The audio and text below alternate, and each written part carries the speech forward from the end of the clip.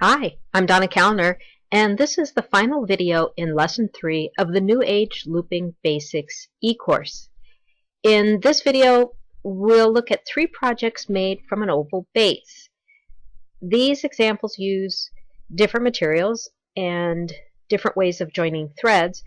You'll also see another use for needle chains, a method for changing color on each row, and a way to use ovals outside the base. In Lesson 2, we started talking about design decisions and making that a conscious goal, so we'll take a closer look at the choices I made in one of these sample projects.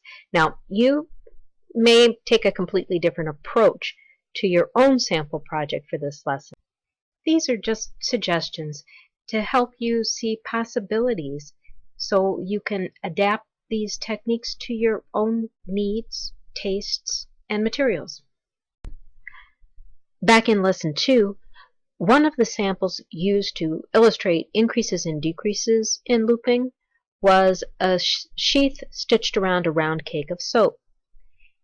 That sample started from a wrapped base cord, and as you recall, a wrapped base cord doesn't have as much elasticity as the looping structure itself. If I want greater elasticity at the rim, it makes sense to start from a base and work from the base to the rim to get that characteristic. If I want greater elasticity throughout the whole piece, it also makes sense to use another way of joining thread other than the trapped tails method, which reduces elasticity. So in this piece, I used the double fisherman's knot for joining threads. This piece was made with Tahki Cotton Classic, a mercerized cotton yarn. I started with a needle chain and worked an oval base to the size of the bottom of this glass vase.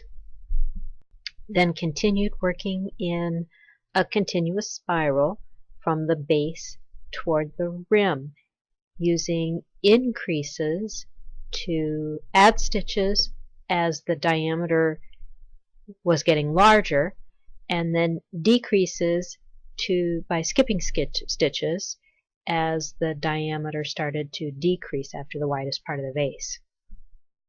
Really, there's not much new in this project other than the double fisherman's knot for adding on thread and a different type of thread. What's most challenging in a project like this is keeping everything stable while you've got that base slipping around until you get enough tension on the mold to hold things in place. In the meantime, it'll feel like wrestling snakes. If my intention had been to use the vase as a lost form and I never intended to remove the sheath from the mold, I'd have probably just used a wrapped base cord. But in this case, the combination of factors, the shaping that I'm trying to match from the sheath to the vase, the desire for elasticity, all that adds up to working from the base to the rim and getting the elasticity that allows me to remove and replace this sheath on the mold. We're going to leave molds behind us now.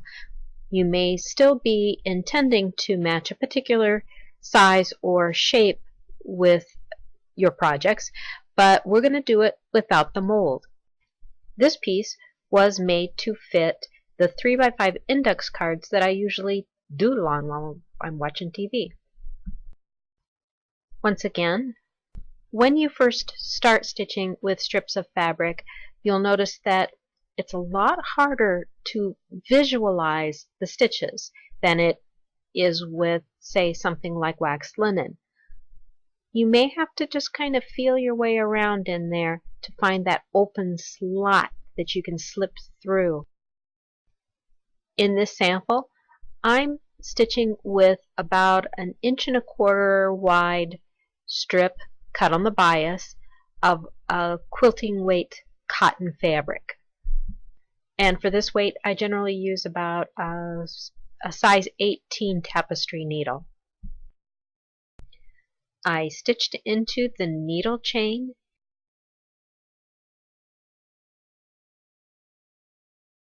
increasing at the ends to make an oval base.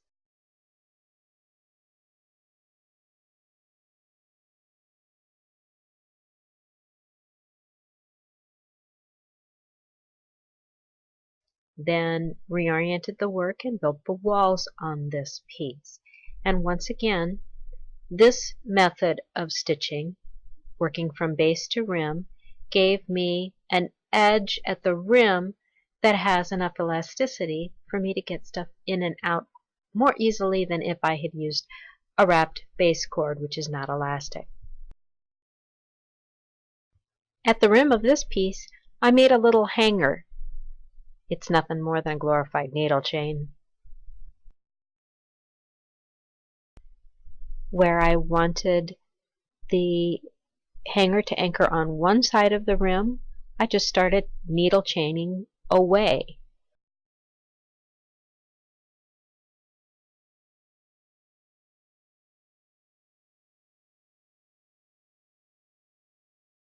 When I got to where I wanted to anchor the hanger on the other side, I just made a couple of stitches into the rim and then worked a row of looping back across the needle chain. So really this is a pretty straightforward project. Needle chain, oval base, build the sides, needle chain to make a hanger. The thing you'll need to get used to is being able to kind of find your way blindly through those stitches and getting used to controlling the tension in a different type of material. For technical reasons, I'm going to need to split this into 2 videos, so I'll see you in the next video with the final example from this unit in Lesson 3 of the New Age Looping Basics e-course.